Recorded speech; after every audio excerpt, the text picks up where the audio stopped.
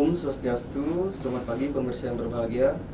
Atas Asung Kertawanugraha Ida Sang Hyang Widi Wasa, kita dapat berjumpa kembali dalam acara Suara Dharma pada hari Minggu ini, yang akan dipandu oleh saya, Yohan Rahayu, selaku moderator pada acara pagi hari ini, dengan judul yaitu Nitya Yatnya dalam Kehidupan Sehari-hari. Wah, ini memang menjadi pembahasan yang sangat menarik ya. Sekali dalam 10 menit kita ke depan ya Kak Dita. Nah, karena kita sudah menghadirkan mahasiswa Hindu Dharma Nusantara Jakarta, yaitu dengan Kak Ditya sendiri. Bagaimana kabarnya Kak Ditya? Setengkara, baik, sehat, dan semangat. Bagaimana kabarnya Kak Wayan Rahayu? Mas Tungkara baik dan semangat juga seperti Kak Ditya. Ini ngomong-ngomong mau dipanggil Kak atau Beli nih? Kebetulan saya keturunan Bali ya, jadi panggil Beli aja biar. Oke, siap. Oke, baiklah pemirsa, karena kita sudah memperkenalkan narasumber kita pada pagi hari ini, maka langsung saja kita berbincang-bincang. Dari tadi saya rasa juga sudah semangat ini untuk bertanya. Nah, Kak Ditya, sebelum kita berbincang lebih banyak mengenai apa itu Nitya Yatnya, apa ada baiknya saya dan umat sedharma yang menonton ini bisa memahami apa yang dimaksud dengan Nitya Yatnya dan apa sih pengertian dari Nitya Yatnya tersebut. Oke, baik, terima kasih Beli Wayan Rahayu. Sebelumnya saya mulai terlebih dahulu kepada pemirsa Suara Dharma. Terimalah salam penganjali dari saya, Om Swastiastu. Seperti yang sudah ditanyakan oleh Beli Wayan Rahayu barusan mengenai pengertian dari Nitya Yatnya itu sendiri. Nitya Yatnya itu berasal dari bahasa Sanskerta, yaitu terdiri dari dua kata, yaitu kata Nitya dan kata Yatnya. Kata Nitya itu sendiri itu memiliki arti bahwa terus-menerus atau abadi. Sedangkan kata Yatnya sendiri itu memiliki arti bahwa pengorbanan suci yang dilakukan secara terus-menerus. Jadi kalau kita satukan mengenai pengertian dari Nitya Yatnya itu adalah korban suci atau persembahan suci yang dilakukan setiap hari atau secara terus-menerus, yang dilakukan secara tulus ikhlas sebagai wujud bakti kita kepada Ida Sang Hyang Widi Wasa. Kemudian bagaimana sih implementasi Nitya Yatnya dalam kehidupan sehari-hari? Untuk implementasi yang pertama itu ada kita melakukan sembahyang secara rutin. Mungkin ini udah sering yang dilakukan oleh seluruh umat Hindu, bahkan sudah menjadi kewajiban kita setiap harinya untuk melakukan sembahyang 3 kali sehari, yaitu pagi, siang, sore. Kemudian apa sih fungsi kita untuk sembahyang? Yang pertama itu kita untuk memusatkan pikiran, kemudian mengucapkan rasa terima kasih kepada Ida Sang Hyang Widi Wasa. Kemudian implementasi yang kedua yaitu ada namanya kita harus mengaturkan canang. Selain canang juga kita dapat mengaturkan banten yang sederhana sesuai yang ada di dalam kitab Bhagavad Gita bab 9 sloka 26 yang berbunyi Patram puspam palam toyam yume bhaktiya prayacati tat aham bhakti upatam asnami prayatat manah, yang artinya walau hanya sehelai daun, sekuntum bunga, seteguk air, sebiji buah, jika kita mempersembahkan kepada Tuhan dengan penuh bakti, pasti Tuhan akan memberikan berkat kepada kita. Jadi dari sloka ini kita dapat mengambil kesimpulan kita menghaturkan sesuatu kepada Tuhan itu tidak dilihat dari besar kecilnya benda ataupun wujudnya, tetapi terlihat dari seberapa kita ikhlas kepada seberapa kita ikhlas untuk menghaturkan wujud tersebut. Kalaupun kita nih contoh menghaturkan buah-buahan banyak, terus bantennya yang cantik-cantik, yang besar-besar, tetapi kalau hati kita nggak tulus, ya buat apa? Jadi mending kita mengaturkan sesuatu hal yang sedikit, tetapi hati kita tulus, itu jauh lebih baik. Kemudian setelah mengaturkan canang itu, kita juga harus menjalankan swadharma dengan ikhlas. Setiap tugas dan tanggung jawab kita, baik sebagai mahasiswa, orang tua, atau mungkin karyawan, bila dijalankan dengan ikhlas dan tanpa pamrih atau meminta imbalan, itu juga sebagai wujud dari kita melaksanakan nitya yatnya. Yatnya yang sangat kecil ya Bu. Kemudian ada juga namanya menjaga kesucian pikiran, perkataan, dan perbuatan. Hal ini tuh serupa dengan ajaran Trikaya Parisuda. Mungkin Bliwayang Rahayu juga udah pernah ya belajar tentang Trikaya Parisuda, yaitu 3 perilaku yang disucikan kalau kita dalam Hindu. Itu ada namanya manacika, berpikir yang baik. Kemudian ada namanya wacika, berkata yang baik. Kemudian ada yang terakhir yaitu kayika, berbuat yang baik. Jika kita bisa mempraktikkan ketiga hal tersebut, itu kita sudah terhitung kita melakukan niatnya. Jadi di dalam Trikaya Parisuda itu kita melakukan niatnya yang tidak ada sarananya. Kita hanya melakukan sesuai dengan pikiran, perkataan, dan perbuatan kita yang baik. Itu sudah termasuk ke dalam niatnya Bli. Kemudian selanjutnya adalah menjaga keharmonisan dengan alam. Ini setara dengan ajaran namanya Trihita Karana. Itu adalah 3 hubungan yang harmonis yang harus kita lakukan. Jadi selain kepada Tuhan, kita juga harus menjaga hubungan yang harmonis terhadap sesama manusia, terus terhadap alam semesta. Gimana sih contohnya?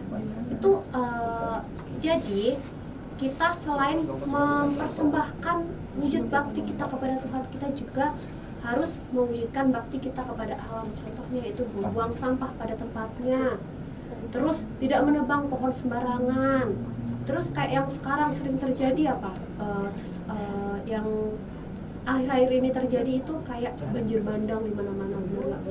Yang kemarin terjadi di daerah Bekasi itu banjir bandang itu tidak lain dari perbuatan kita sebagai manusia, sering membuang sampah. Kemudian yang tinggalnya mungkin di pegunungan sering menebang pohon secara liar, tidak melakukan reboisasi. Itu Bli. Jadi dari ajaran nitya-yatnya itu kita tidak harus melakukan yatnya secara mewah, tidak harus besar.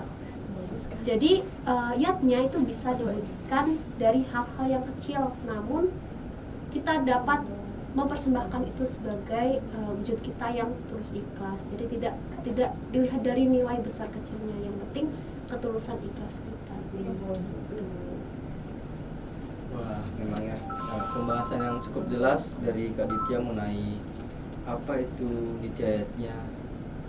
Nah, bicara tentang nityayatnya yang merupakan yatnya yang dilakukan setiap hari, apa sih jenis-jenis nityayatnya itu sendiri, Kak Ditya? Baik, jadi di dalam ajaran nityayatnya itu ada 4 jenis. Jenis yang pertama itu ada namanya Surya Sewan, yaitu pemujaan setiap hari yang ditujukan kepada Dewa Surya dan dilakukan oleh seorang sulinggih untuk mendapatkan kerahayuan oleh alam semesta. Kemudian yang kedua itu tadi saya sudah jelaskan yang mengenai melaksanakan Trisanja. Jadi sebagai wujud bakti kita kepada Ida Saya Widiwasa, kita harus melaksanakan yang namanya Trisanja, yaitu 3 kali menghubungkan diri atau sembahyang kehadapan Ida Sang Hyang Widiwasa dengan kurun waktu yaitu pagi hari, siang hari, dan sore hari. Kemudian ada lagi yang namanya mejot atau pacara mesaiban, yaitu yatnya sesa yang dipersembahkan kepada Ida Sang Hyang Widiwasa beserta manifestasinya, yaitu biasanya dilakukan sebelum makan atau sesudah masak. Itu sebagai wujud kita terima kasih kepada Tuhan karena Tuhan sudah memberikan anugerahnya berupa makanan yang enak, yang sehat. Itu kita wujudkan terima kasihnya yaitu dengan cara mejot gitu. Jadi sebelum kita menikmati makanan itu untuk diri kita, kita juga harus menghaturkan kepada Tuhan bahwa ini loh, saya berterima kasih Tuhan telah diberikan makanan sehingga saya bisa menikmati itu. Kemudian yang terakhir itu ada namanya Jnana Yatnya.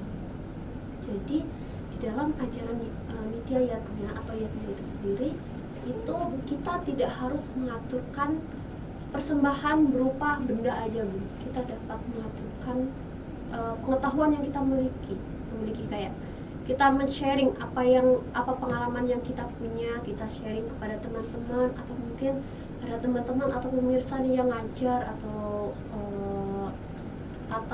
ngayah, tuh kita bisa melakukan Jnana Yatnya, yaitu men-sharing pengetahuan yang kita punya. Oke, jadi bagaimana pemirsa, sudah jelas ya mengenai jenis-jenis dari Nitya Yatnya. Nah, lalu untuk pertanyaan selanjutnya nih, bagaimana jika kita kaitkan pelaksanaan Nitya Yatnya ini dengan ajaran Pancayatnya? Karena kalau menurut saya ya, karena pada dasarnya ajaran Nitya Yatnya itu merupakan bentuk dari pelaksanaan harian atau Pancayatnya. Jadi bisa kita katakan bahwa Nitya Yatnya adalah Pancayatnya yang dihayati dan dilaksanakan dalam kehidupan sehari-hari secara konsisten dan sederhana. Pancayatnya kan terdiri dari 5 yatnya ya. Yang pertama itu ada Dewa Yatnya. Di dalam Dewa Yatnya, kalau kita kaitkan dengan ajaran Nitya Yatnya itu, kita dapat mempersembahkan banten di sawah, itu contohnya beli. Selain itu juga kita dapat melaksanakan sembahyang dan trisandya setiap hari. Kemudian selain itu kita juga dapat membersihkan area sanggah atau pura. Kemudian mengaturkan canang, terus membanten saiban atau yatnya sisa setiap habis masak yang berisi nasi ataupun lauk yang kita habis masak seperti. Kemudian yang kedua setelah Dewa Yatnya itu ada namanya Pitra Yatnya, yaitu yatnya yang kita lakukan kepada para pitara. Itu yang pertama itu kita dapat melakukan kita dapat mematuhi nasihat orang tua, kemudian kita dapat meringankan beban orang tua, membantu pekerjaan yang orang tua lakukan. Kita sebagai anak juga harus berbakti gitu ya, Bil. Kemudian selain itu kita juga harus hormat dan nurut tentunya kita sebagai anak kepada orang tua.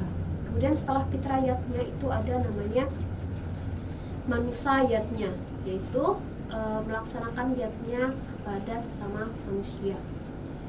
Yang pertama itu kita dapat melakukan atau melaksanakan tugas dan kewajiban sehari-hari dengan tulus ikhlas, semangat dan penuh kesadaran. Kemudian kita juga rela berkorban dan suka mengalah untuk kebaikan bersama. Terus kita juga harus hidup rukun dengan sesama manusia, tidak boleh membeda-bedakan apapun itu ras, golongan, agama gitu ya, Bu.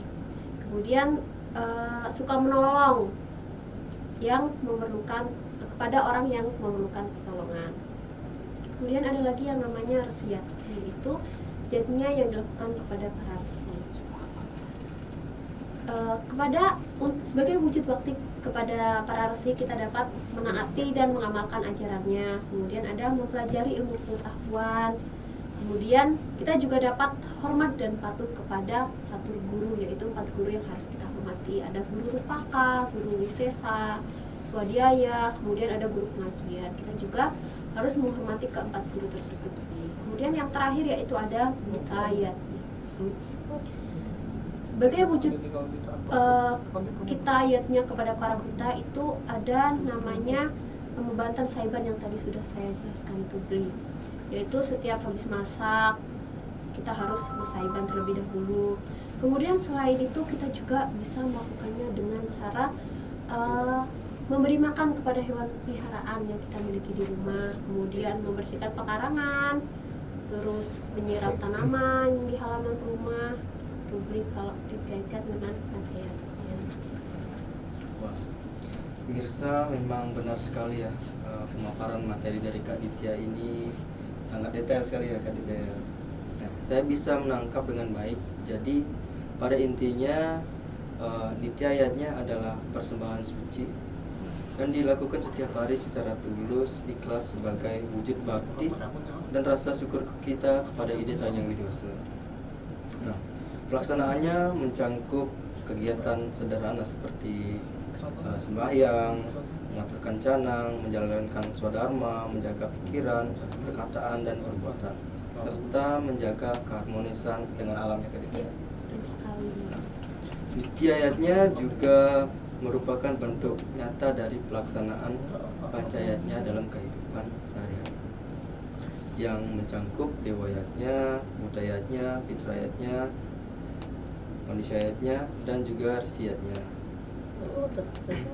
Nah, dengan melaksanakan nityayatnya secara konsisten, kita membentuk kehidupan yang suci, seimbang, dan juga penuh cinta kasih, serta berkontribusi menciptakan keharmonisan antara umat manusia, alam, dan Tuhan. Tidak terasa telah 15 menit berlalu ya Kak Ditya. Terima kasih atas waktu sehingga dapat menghadiri acara mimbar Suara Dharma ini. Dan kepada pemirsa yang sudah stay menonton dan mendengarkan mimbar pada hari ini, atas perhatiannya saya ucapkan terima kasih, dan saya tutup dengan Paramesanti. Om Santi Santi. Santi. Cut.